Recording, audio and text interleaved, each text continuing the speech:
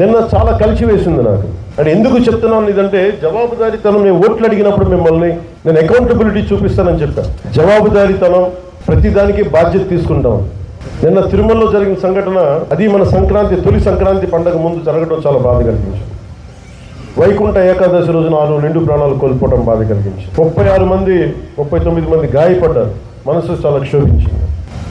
పండుగ వాతావరణం, పండుగలు చేసుకునే తక్కువ, కానీ సంక్రాంతి నాకు ఎదురు చూసేది మన గోమాతల్ని పూజ చేయడానికి. కనుమ రోజు ఎదురు చూస్తాను, మరి పూజ చేయడానికి కోసం ఎదురు చూస్తూ ఉంటాను. అలాంటి పరిస్థితుల్లో ఈ సంఘటన జరగటం, చాలా ఉత్సాహంగా జరుపుకునే పండుగ నాకు వ్యక్తిగతంగా ఈ గోమాత కోసం చేసే పండుగ కాబట్టి నేను చాలా బాధ కలిగింది. నేను వెళ్ళి పరామర్శించవచ్చు, వచ్చేయచ్చు. మీరందరూ ఎన్డీఏకి చంద్రబాబు గారి నాయకత్వంలో మీరు నమ్మి ఓట్లు వేశారు.